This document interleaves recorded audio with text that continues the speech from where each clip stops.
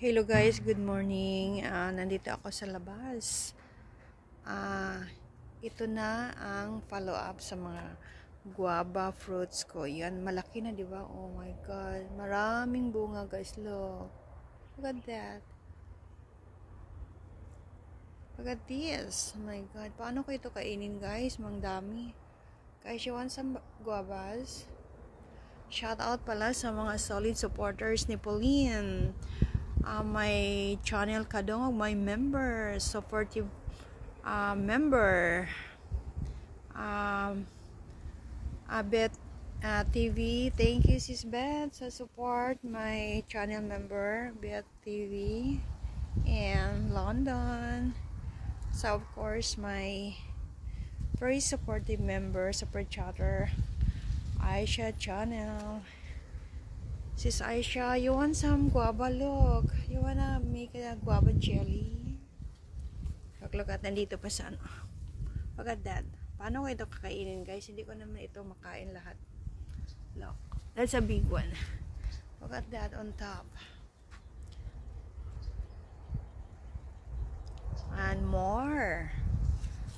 And more. Look. Yan ko, guys, ha. Just a minute. But look at this. Look. More guavas.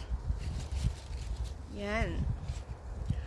Shout out to my member, very supportive friend, super chatter, Boss Jessie Penarijo. Boss Jess, salamat sa support.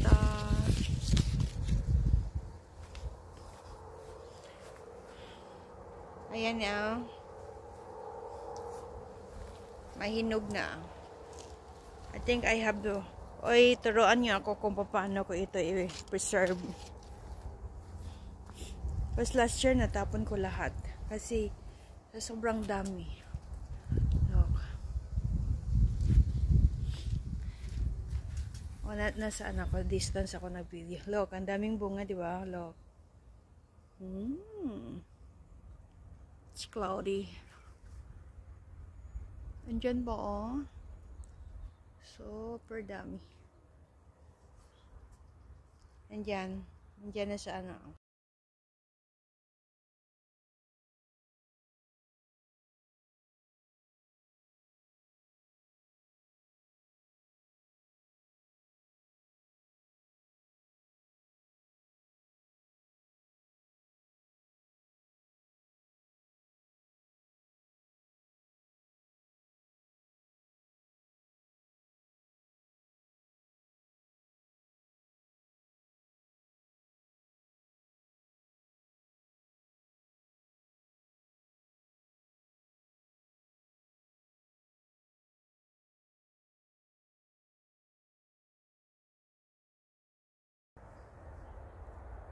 Shout out to my new silver member super chatter, Manny C. Villar. Thank you, Sir Manny, sa support. And welcome to Pauline MM Blog membership.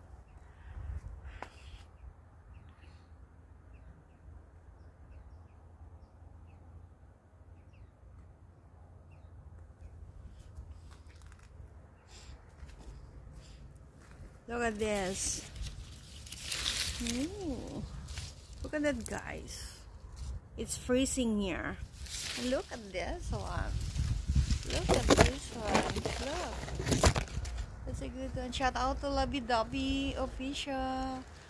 Shout out to Langga Jessica Padera. Shout out to Mark and Melly channel. And shout out to Mommy Melly Vlog.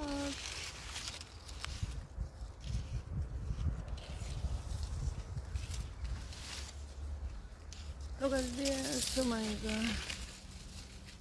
Ooh. Look, ang laki, diba? Look. I'm sure Aisha, you want some guava? Look, Aisha. Ang daming ice. Mayroon pa dito. Hinog na ice. Look, hinog na. Look at that.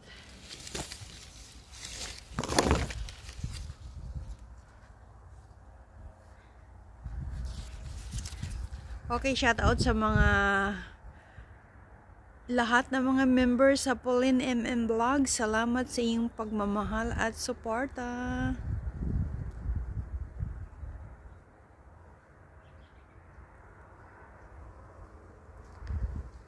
Okay guys, thank you for watching. I have to go now. It's freezing outside. See you later. Thank you for watching.